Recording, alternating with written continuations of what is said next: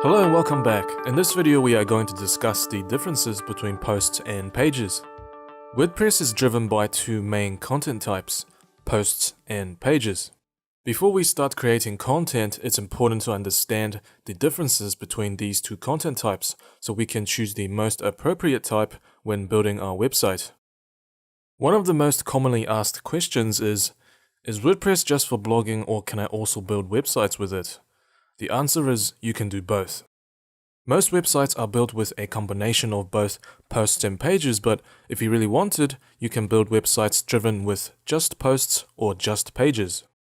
Generally speaking, if you are building a news/magazine based website or a personal blog, your main content type will be posts. If you are building a website for a company/restaurant, sports team, or if you're building a website to advertise a service, your website will mainly be driven by pages. Let's go a little bit deeper. Posts are entries on your website that are listed in reverse chronological order. Posts are time sensitive and are organized by categories, tags, dates, and authors. Posts can be accessed from multiple places within your website: the archives, categories and tags, recent post widget, just to name a few. Posts are also displayed in the RSS feed of your website, and it's also worth mentioning you cannot set a blog post as your homepage. Pages are static and timeless, therefore are not sorted by date.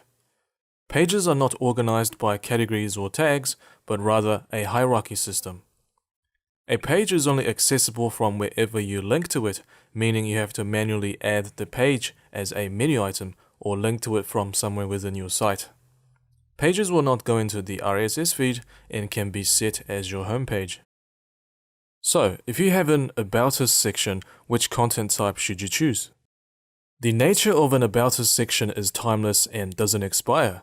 Details may change from time to time, but it should be few and far between. We don't need to categorize the page, and we certainly don't want to chronologically list the About Us section because it'll get bumped down by newer entries and eventually disappear into the abyss. You also want the page to be very visible on your website by inserting a link to it on your navigation menu.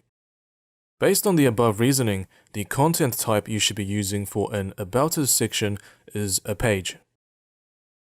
If you want to write about a major current event, say humans have landed on the sun, would you use a post or a page? Because you're writing about a current event, it counts as news, therefore it's time sensitive.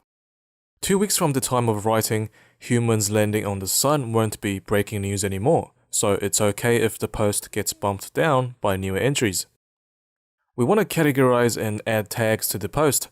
For example, we'll file it under the category Science, then tag it with Astronomy, so in the future when anyone clicks on the Science category, this entry will show up.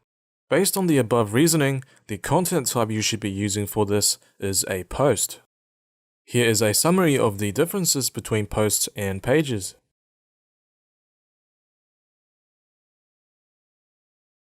And here are some typical uses for posts and pages. Now that you understand the differences between posts and pages, let's talk about the post interface.